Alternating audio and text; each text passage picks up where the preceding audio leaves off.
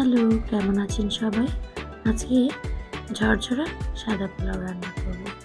খুবই সহজ উপায়ে এবং অল্প উপকরণে আমি এই পোলাওটি রান্না করব। এর জন্য আমি চিনি গুঁড়া পোলাওয়ের চাল নিয়ে নিয়েছি 2 কাপ। এখানে 2 কাপ বলতে 250 গ্রামের মতো আমি পোলাওয়ের চাল নিয়েছি। এখন পোলাওয়ের চালগুলোকে আমি খুব ভালো করে হাত দিয়ে ধুয়ে নিচ্ছি। খুব বেশি চটকাবো না, তাহলে চালগুলো ভেঙে যাবে।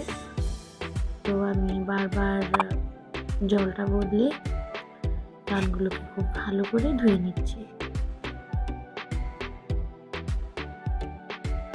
চালটা ভালোভাবে ধোয়ার পর আমি এভাবে ছাঁকনিতে জল ঝরার জন্য রেখে দিচ্ছি।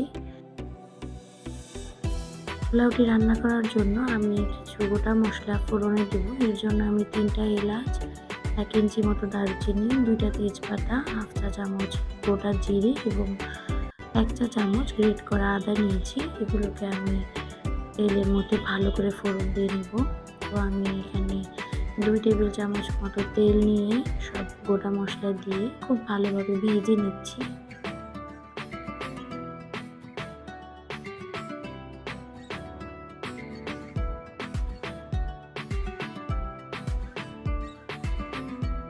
ভাজা হয়ে গেলে যখন মশলাগুলো থেকে সুন্দর একটি গন্ধ আসবে, তখন আমি এখানে পোলাওয়ের চালটা দিয়ে দিচ্ছি।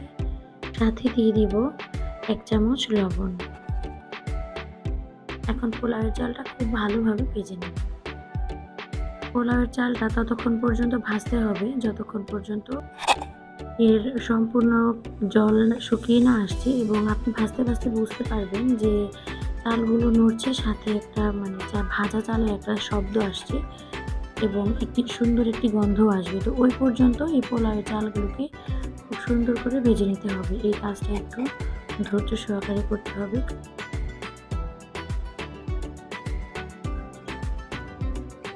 এইবার আমি এতে জল অ্যাড করব। তো আমরা তো সবসময় বলে থাকি যে আমরা যতটুকু চাল নেব তার ডাবল জল নিতে হবে, কিন্তু এই ক্ষেত্রে কিন্তু তা না। আপনি যদি ঝরঝরা পোলাও রান্না করতে চান তাহলে আপনার ডাবলের থেকে একটু কম জল দিতে হবে। তো আমি এখানে 2 গ্লাস পোলাও নিয়েছিলাম, ওই সেম গ্লাস দিয়েই আমি 3 গ্লাস সম্পূর্ণ জল দিয়েছি এবং 4 নাম্বার বার কিন্তু আমি হাফ দিয়েছি। আমি কিন্তু পুরোপুরি 4 গ্লাস জল এখানে দিইনি।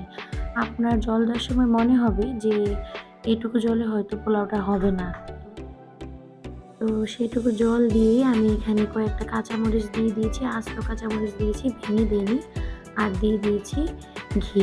ঘিটা আপনি আপনার নিজের পরিমাণ মতো দিবেন, কিন্তু আমি এখানে 1 চামচের মতো ঘি দিয়েছি। এবারে আমি পোলাওগুলোকে দেখেন সবগুলোকে কিন্তু এক জায়গায় জড়ো করে ফেলেছি।